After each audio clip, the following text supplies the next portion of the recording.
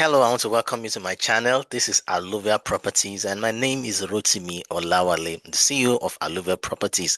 Now, on this channel, I bring you content that can help you get informed about property you want to acquire, generally about the real estate landscape in Nigeria. So, if you're Nigerian living in diaspora, you're like Nigerian in diaspora, in Nigeria, then this channel is just one you need to watch. So you can go ahead and subscribe to this channel so that when next I drop a video like this one, you get to know about it.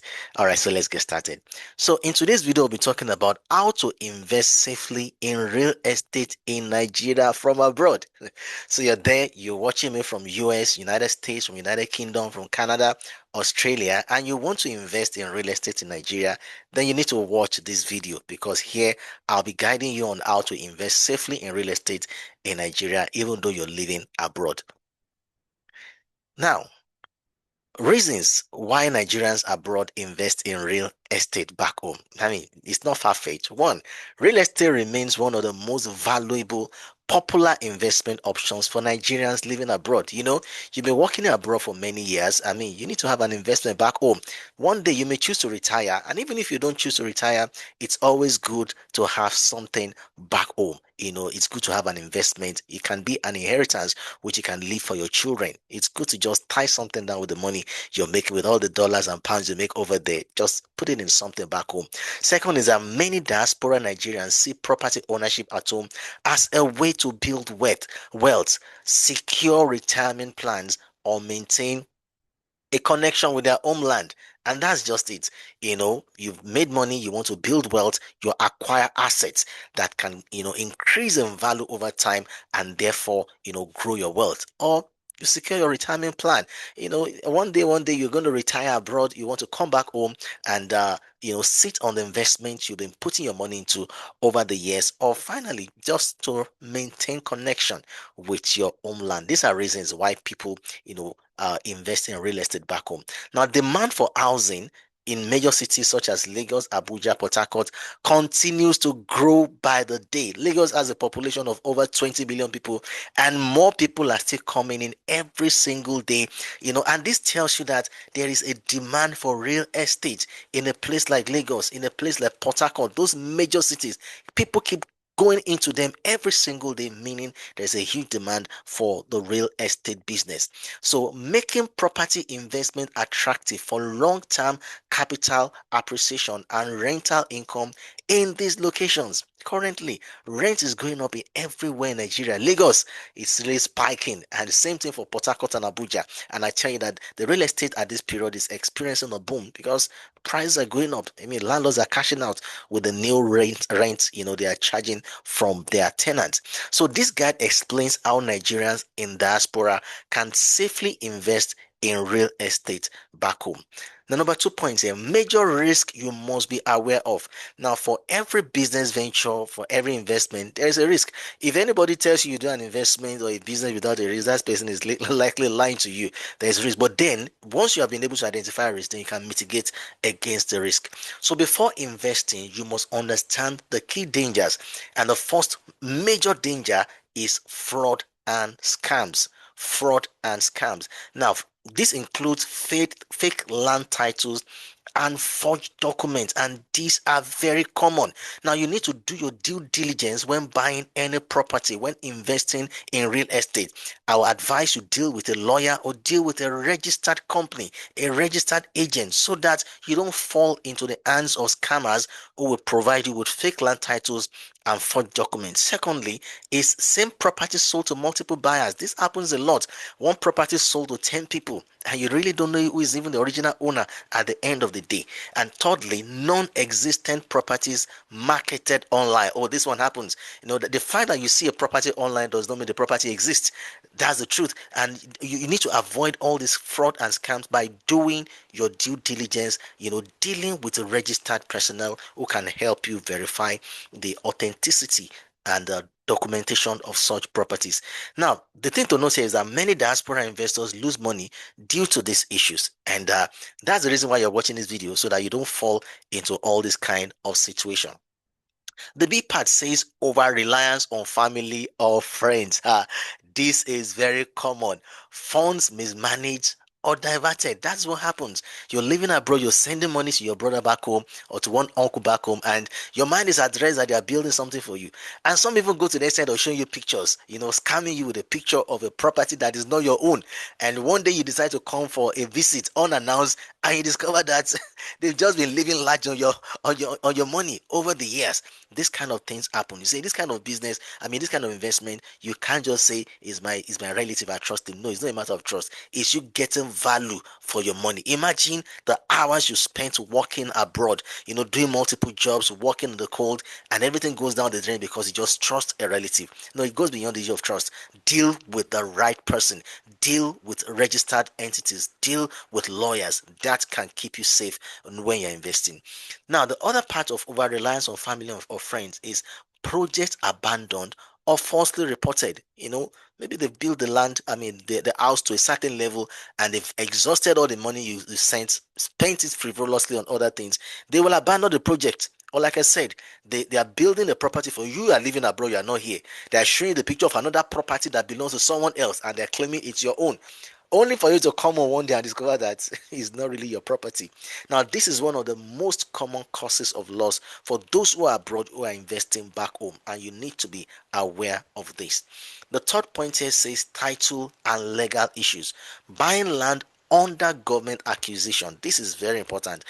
Before you buy any land, you need to be sure that it's not under a government acquisition region. That is, the government has not acquired or reclaimed the land. If your land falls under such a location, sorry, your money is gone. And that's why you need the right personnel to help you verify all this. Another issue under title and legal issues is fake certificate of occupancy. If you are given fake C of O, sorry, your money is gone. You need to get authentic and original one. Also, you have unregistered ownership. Maybe that property is not even registered at all in the first place.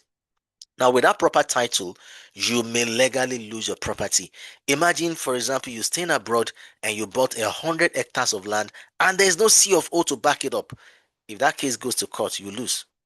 There's no way about it. You're going to lose, and that's why it's penny wise pound foolish to just buy a property and you don't do your due diligence. You're just in a hurry to pay. You're just in a hurry. You're not finding out about the right issues that will not escalate in the future.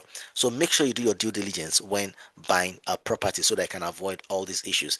The fourth one is omonile and community disputes. This happens a lot. Now, omonile are those people who will tell you that their ancestors are the original owners of the land, and when you are doing your foundation, they will come after they bought the land. You bought the land from them and paid fully. When you want to do foundation, they will come and take charges. When you are doing uh, roofing, decking, at every stage, they will come and collect money. Even years after you build the house, they will still come and greet you. Well done, sir. You were just passing, and you have to still give them something. These are illegal charges. If you're buying your property from a company, a registered company, you don't need all these hassles. It's draining. After you spent a lot of money to build, to buy, to build, to put your property in shape, and for years somebody will still come and be claiming money from you because it's just a money land. That's why you need to buy, property from registered company like us, where you don't need to pay all these kind of illegal charges. Also, there are land ownership conflicts and family land dispute. There are some family land that has a dispute. Probably somebody sold a portion without telling the other family members. It can lead to issues. So if you want to buy property, make sure there are no disputes, either family disputes or community disputes on a landed property. Now, this can delay or completely stop your project. Imagine you bought a land where there's a dispute and you didn't know.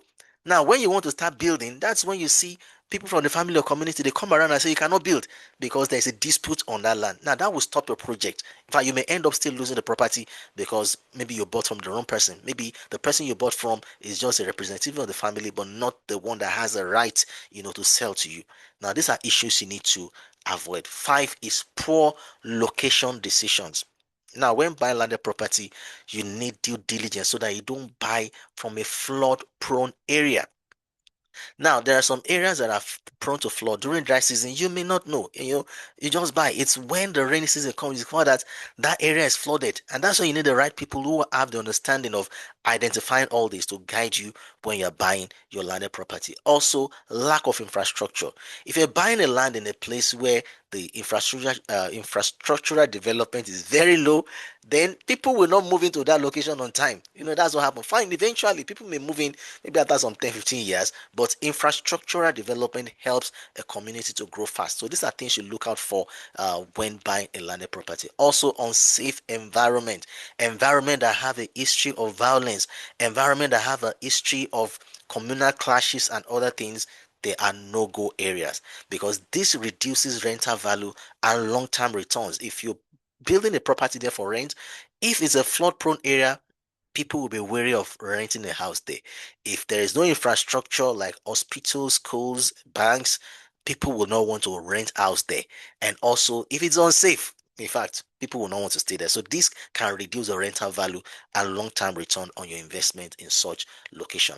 Now, this next step, I'm giving you step-by-step guide to safe investment. And the first step is define your investment goal. What is your investment goal? Decide what you want. Is it that you want a rental income, you want to buy a property to let it out, or you want to do land banking, which is a long-term appreciation? Now, I want to say something about land banking. Land banking has changed. Before, land banking means you buy land, you leave it to appreciate the next 10, 20 years, it will have increased the value, then you now sell. But now it has changed. So while you're leaving a land fallow, you're leaving so much money on the table. Now, what happens now is that agriculture has entered into land banking. We're now planting palm trees and other cash crops on the land. So as a palm tree, for example, increase as it's growing, getting to the fruiting stage and it's fruiting, the value of the land is appreciating. The palm tree grows, is harvested, and you have the palm kernel, which is converted to palm oil, which you sell. Now, the part of the product we're selling in our company, on this particular project, 1 hectare can earn you as much as 6 million naira, per annum, or even more than that. Now, imagine people are buying close to 10 hectares, 100 hectares. Someone even bought 2,000 hectares. Man, that's big. That's massive. 2,000 hectares. Imagine at the rate of 6 million naira per hectare. Imagine what that person will earn on 2,000 hectares on an I'm telling you, this is really massive. So don't just do land banking where you leave the land fallow. It's old school. The new school is your plant palm trees. I can guide you. My contact details in this video towards the end. I can guide you on how to get started on that as soon as possible. You can start earning between the next 2 to 3 years, because the palm tree will have to be planted and it needs to fruit, after which harvesting occurs and the sale happens and you start earning. So just get across to me. I'll guide you on how to get started with that. All right, the third point here talks about personal residence. What is your goal? Is it for rental income? Is it for land banking? Or is it a personal residence? Do you just want to buy the property, to buy the land, build the house you want to live in? Just define your goal. And finally, do you want to do short let or Airbnb business on that land? And I tell you, in a place like Lagos, short let apartment is hot cake. People are making a lot of return on their investment, with a short let apartment. So your strategy determines location, your budget, and property type, and that's just the truth. So you need to define your goal. Your goal with that you can now determine the location that best suits that kind, of goal, the kind of budget required, and the property type that will help you to meet that goal. Now, step 2 here: work only with verified professionals. And I can't shout this enough. Never work with how do I put it, with roadside quacks. No, work only, specifically only, with verified professionals. Never rely solely on relatives. Now, this is business. It's not about a relative. Now, you may trust them, no problem, but then work with people who are verified professionals. Engage a real estate lawyer. These are verified professionals. Engage a registered surveyor. Engage a reputable developer agency. I can guide you into all this if you get across to me, if you're interested in buying any property through us. Now, this single step can prevent most fraud cases. And that's just the truth. If you follow all these steps, you would have eliminated the issue of fraud more than 99% in the whole transaction. Step 3, verify property title thoroughly. Your lawyer must confirm certificate of occupancy, the deed of assignment, the governor's consent, the survey plan authenticity, and it needs to ensure that there is no encumbrances or dispute on that land. You say always conduct a land registry search before payment. Never be in a hurry to make payment. Conduct a land registry search before you make payment. Step 4, avoid paying directly to individuals. Never make any payment to an individual. Use escrow services, lawyer controlled accounts, or official company accounts. Never pay to an individual account. Pay to a lawyer controlled account or official company account. And for those outside the country, you can use escrow services. Payment should only be released after verification. Very, very important. And step 5, inspect the property. Now, physical inspection is a must. You need to physically inspect the property you're purchasing. Now, options. You can travel to Nigeria by yourself. For example, you are buying 100 hectares of land. I mean, if you can make it down to Nigeria, fine, good. Even though we can always do a video for you, or you have someone to come and check on your behalf, but it's ideal if you can be around by yourself. Hire an independent inspector who can go to inspect the land and request live video inspections. I just mentioned that. If you can't come, if you're trying to help you get a property, we can always do a video, to show you a live video being on the property itself and you seeing the property in real time. Or you can, and even when we're doing video, you can send an independent inspector to come represent you. Or better still, if you have the chance to come by yourself, perfect. So never buy land or property you haven't verified physically. You need to take note of that. Step 6, verify the developer or the seller. Check the CAC registration of any company you're dealing with. Check the track record. Just search, do a random search online about that company, and get reviews, testimonials. I'm on the fourth point. Also check completed projects. How many projects that this company started are completed? These are things you need to check because many flashy projects are never completed. So you need to check, are there projects that has been started and completed? Are there reviews and testimonials? Never joke with reviews and testimonials. Never joke with it. They show the state of a company. It shows the experiences, the real life experiences people have with that particular company. That's what the reviews and testimonials shows. Step 7, ensure proper documentation before full payment. Secure contract of sale. Secure your deed of assignment, your survey plan, your receipt and allocation letter. Now take note of this, very, very important. Lack of documentation is equal to no legal ownership. If you don't have proper land documentation, you cannot claim ownership of a property, even though you have paid. Payment alone is not what shows that you are the owner. It's the document. It's the document that shows that you are the owner after payment.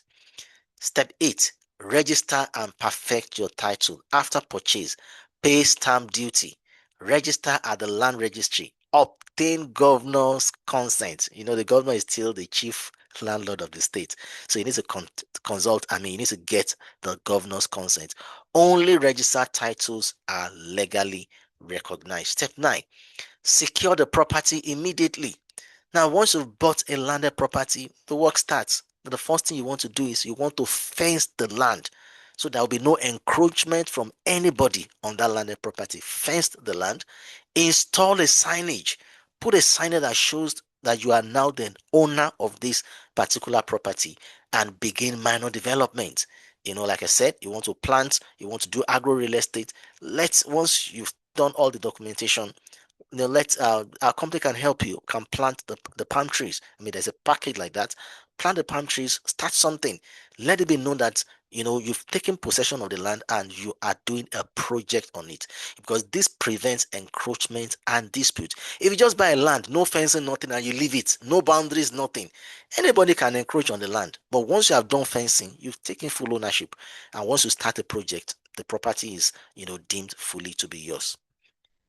Step 10, hire a property manager. Since you are abroad, I presume, watching this video, handle Since you are abroad, hire a property manager who can help you. If it's a property where you have tenants who will be living there, then you need to hire a property manager. You can't be controlling the property from abroad. That's not going to work. Hire a property manager, who will handle the tenants, who will collect the rent, and who will maintain the property on your behalf. Remote management without structure often leads to loss. So make sure there's a proper structure even for this property manager that you are hiring. Sometimes all people do is there are consulting companies that handle some of these things. So just get them on board. If you're dealing with a legal entity, it often can be better than dealing with individuals. All right, the fourth segment here talks about financial and legal considerations. And the first one is a cost to expect. There's a cost. There's a cost. When you're buying property, there are different grades of costs, associated with the transaction. And here the first one we'll talk about legal fees. There'll be legal fees. You're dealing with lawyers. There'll be legal fees. There'll be agency fee. There'll be documentation fee, and there's annual land use charge. Naira fluctuation can affect your returns. Very possible. The exchange rate could go up or down, and that can actually affect your returns. Now, if you are depending on the location where you have a property, let's say you're doing an Airbnb short let, you can consider rent in US equivalent. At least that can help you to make more money. So if in that area you have expatriates. It's illegal to make people pay in dollars in Nigeria, but you can collect the naira equivalent, of that amount as rent, and that means you'll be charging more in that location. But it's because you also have the customers who could pay for that. It's just a way for you to recoup your investments as quick as possible. So also take note that your rental income, is taxable. 5 best locations for safer investment. This is just a general guide. Diaspora investors often focus on places like Lekki, Ikoyi, Victoria Island, all based in Lagos. And in Abuja, you have Maitama, you have Gwarimpa, and the Port Harcourt GRA. Now, these areas have better infrastructure, higher demand, and lower risk. Now, if you want to buy landed property for agro real estate, definitely a lot of locations in Adodo, Ota, Ekpe, Ibadan, Abeokuta, and many other places where we can get such properties for you. Sixth section here, segment here says smart strategies for diaspora investors. Number one, start small. Buy one verified property first, then learn the system before scaling. Is important. Learn to start small and grow with time. Also consider finished properties. They are all lower risk than off-plan projects, and you can get immediate rental income. Also, use the power of attorney. Give legal authority to your lawyer, not your family. And four is document everything, every process. Make sure it's well documented. Your emails, let there be emails, receipts, videos, agreements, and store copies in cloud storage. Why? Because you may get your device could get spoiled or get missing, but if you store everything in cloud, you can access it anywhere at any time in the world.